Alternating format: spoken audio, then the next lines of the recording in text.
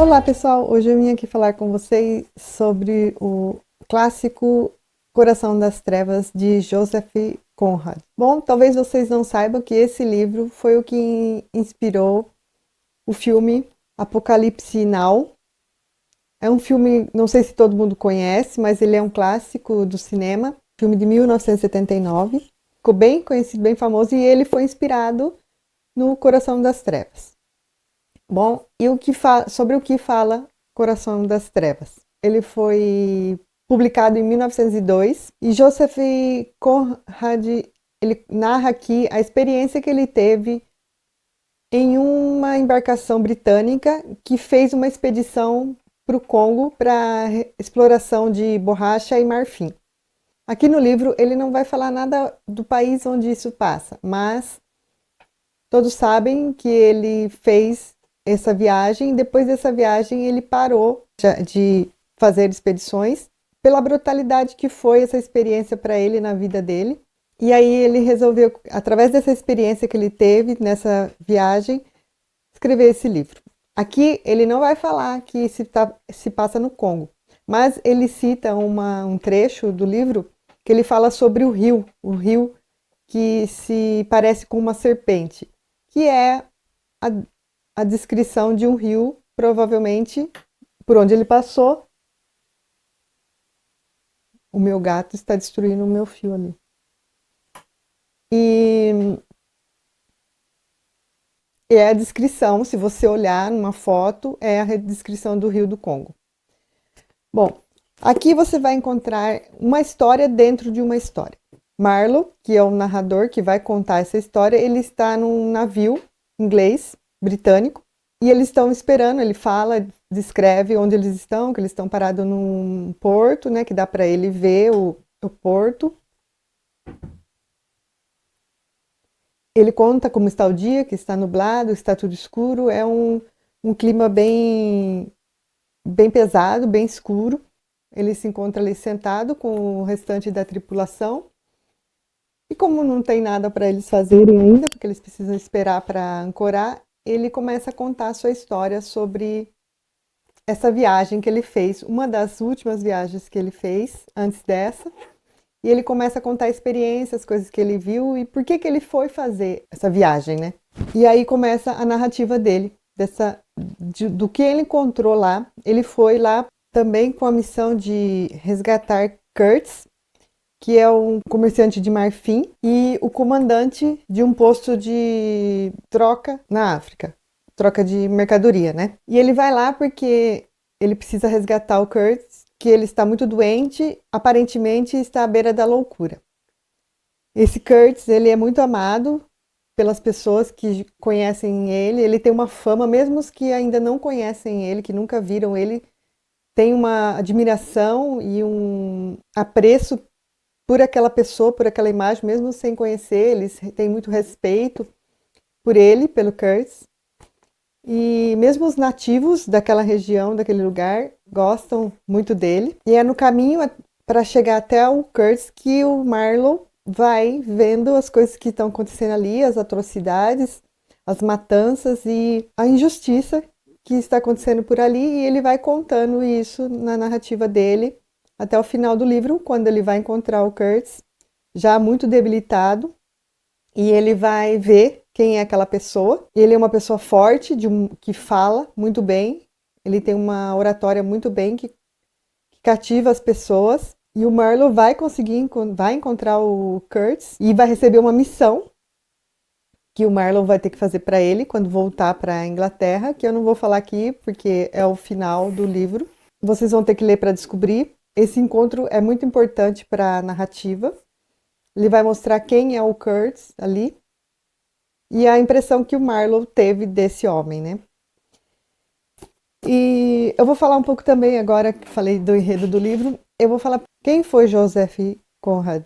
Ele vem de uma família de poloneses, ele nasceu na que hoje é a Ucrânia, né? Ele nasceu em 1857.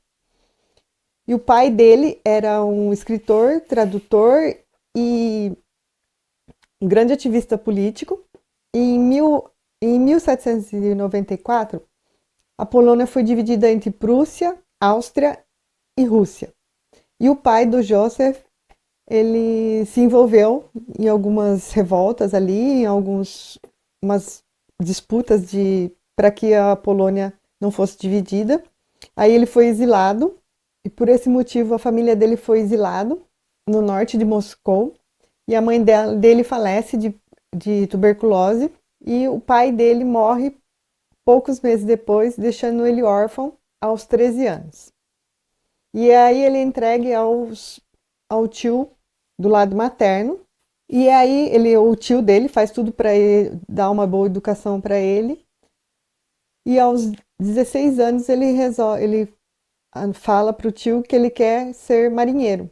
E o tio dele envia ele para Marsella e ele inicia sua carreira na marinha. Após 4 anos na França, né, trabalhando nos navios franceses, ele ingressa na Marinha Mercante Britânica, onde ele vai servir durante 15 anos.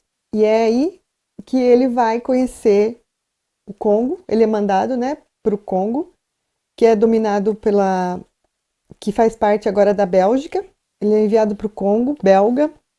Quando ele é enviado para o Congo, a exploração mercante está no seu auge. A Europa está dividindo a África em várias partes, como se fosse dela, né? E aí você sabe que todo colonizador é um desastre nesses países onde eles entram, né? Quando Conrad vai para essa região, quem está no poder é Leopoldo II. Segundo consta, ele massacrou mais de 100 milhões de congoleses. Com certeza, Conrad viu toda essa barbárie, né? Até tem uma parte aqui no livro que ele conta de uma região que ele está chegando e ele acha que a região onde ele está, ele vê que tem alguns enfeites, algumas coisas na entrada que ele não sabe distinguir, até que ele chega perto e ele percebe que são cabeças cravadas em estacas, bem na entrada da região onde ele está, de pessoas que moravam ali, de nativos, né? Dos quais foram mortos e foram colocados ali como símbolo de poder, né? Para não haver outras revoltas. Entre outras coisas que ele descreve aqui, para retirada de marfim, enormes cargas de marfim iam para a Europa. E todo ouro, tudo que fosse de valor era retirado daquelas regiões. E foi aí também nessa época que se iniciou a tradição de que as pessoas que roubassem ou que cometessem crime tivessem suas mãos arrancadas, uma das mãos, né? E aqui ele vai falar um pouco sobre todas essas tragédias e tudo que ele viu ali, ele deixou escrito aqui. Depois dessa viagem, ele abandona, né?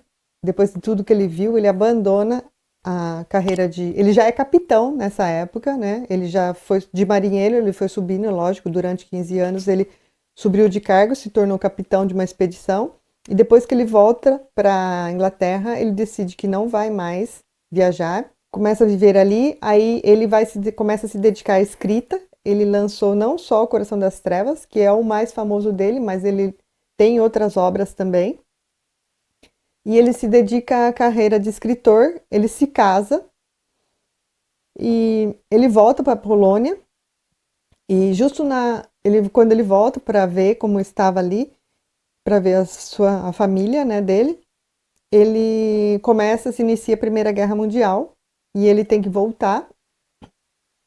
Ele volta para a Inglaterra, né? E em 1924 ele falece na sua casa, provavelmente com um ataque cardíaco. E essa é a história de Joseph Conrad e seu livro mais famoso. Essa é uma narrativa, na época, ela foi muito comentada pelo estilo, que é uma narrativa dentro de uma narrativa, é uma história sendo contada dentro de um livro. Vale muito a pena ler. Eu li nessa edição da Antofágica e você pode também procurar as aulas, né? A Antofágica tem essa opção de você assistir um vídeo antes de ler o livro, que ele vai dar uma ideia do que você vai encontrar aqui. E depois que você terminar, você pode assistir o outro livro, que daí ele vai falar realmente sobre o que se encontra aqui dentro, né? Porque você já leu, ele vai poder comentar os personagens e a narrativa, tudo. E também, a edição da Antofágica, ela vem com muitas ilustrações, né? São bem bonitas. Tem o nome do ilustrador aqui. Peraí, deixa eu chamar. Agora, no que eu quero achar uma ilustração, não acho nenhum. Sim. Esse aqui é o rio, que ele é o mapa, né, da África, que ele fala que ainda não tem, é uma parte em branca do mapa, ainda não tem nenhum desenho ali. E ele quer conhecer essa parte inexplorada do mapa. Aqui tem eles desembarcando. O que mais? São bem bonitas as imagens.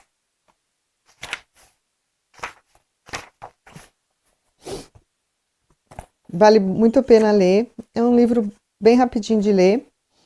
Não tem nada, apesar de ser um clássico, não é nada, a leitura é bem fluida, bem interessante. E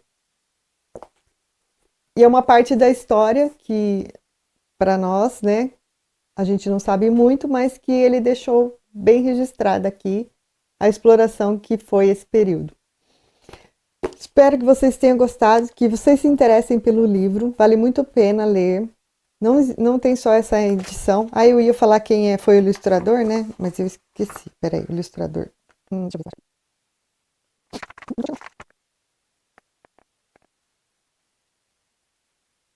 Gráfico e diagramação, ilustrarte, e capa, Pedro Inoue. Bom, esse é o livro PC.